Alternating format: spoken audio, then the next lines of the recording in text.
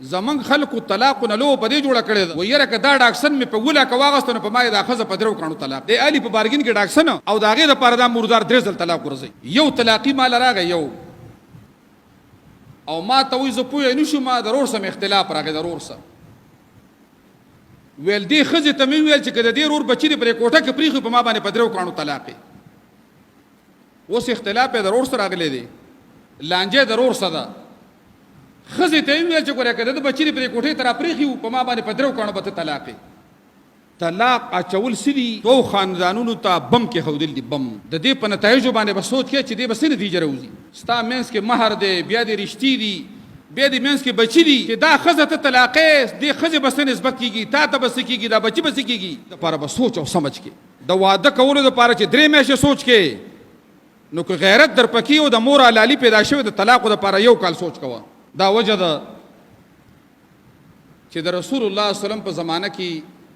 یو سړی په یو ځل باندې وویل چې ته په ما باندې طلاق طلاق طلاق د الله رسول چې خبر شو وی فرمایل زه په تاسو کې ژوندی یم او تاسو د الله په کتاب پر ټوکې کړي دي زه لا ژوندی یم او قرآن پر هم ټوکې وکړي د الله د رسول دا غصه دومره تیزه وه چې یو صحابي د الله نبي ته وفرمیل د الله رسوله خوښه نه ده چې استحلال کړم دا سړی ویل که اجازه یې چې دا سړی قتل کړمه 3 ځل باندې ویلي چې ته طلاق طلاق طلاق عبدالله ابن عباس ته یو سړی راغی او بدقبقل غوندې ویل ما دې ښځې ته 100 ځل طلاق ویلي دي 100 مرتبه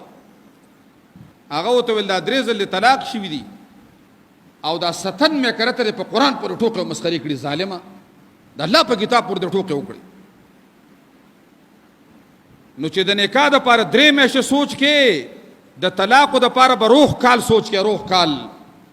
یو عالم له مشورې له ورځه یو مفتي له ورځه یو مشر دیندار سړي له ورځه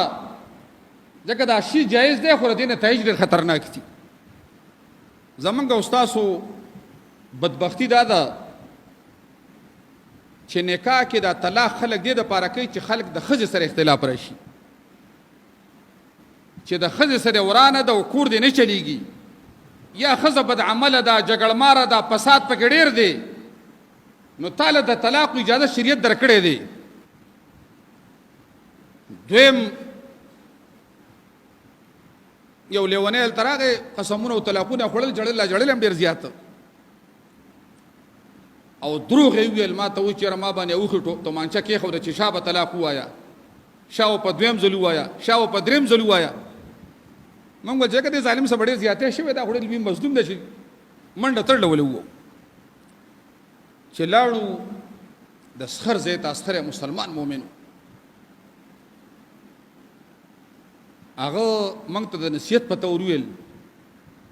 چې دې ظالم زما سره زړه رشتم ده 2م رشته مې اوس د لور کړې ده خو زه سعودي عرب نه رالم دا مردار زما کور ته راغی لور یې زما که راوسته زما ستړي مه شولې ښځه راوسته خو ده چې را طلاق ویل هغوی چې د بټن باندې زور کړي وه ریکارډ کړي په موبایل باندې نو ویل چا ته یې غږومه نه خو ته یې لږ واوره نو دی دې ښځې ته وایي د ریښینې کور ته راځه نن او که نن مازدیګر له راونه رسېږي په ما باندې طلاق بیا رسه لږ مزل یې کړی دی بیا یې ورته ویلې چې ګورې که نن رانلي نو په ما باندې طلاق بیا رسې نیمه ګنټه 20 منټه مزل کړی دی په دې غر کې بیا ورته وایي چې ګوره زما سره اخري ځل پاتې دی که د کور نه اوس راونه وتی نو په ما باندې په 3 کاڼو طلاق خو دا خبرې ته هغوی ریکارډ کړې وي دې ظالم ته موږ ویل چې د الله باندې طرف پلار سړي مشو راغلی بیا دومره ظالم چې ما ته دروغ ویل چې په ما یې تومانچه ایښې ده او په ما یې زور کړی په ما یې دی کړي دي اوس دې څوک کلي کې نه پرېږدي خوا ته دې نه پرېږدي او که کیس در باندې جوړ شو نو دې ښځې له او د دې بچو له به 40,000 روپۍ میاشت په تا د پاکستان حکومت دي فیملی کورټ کې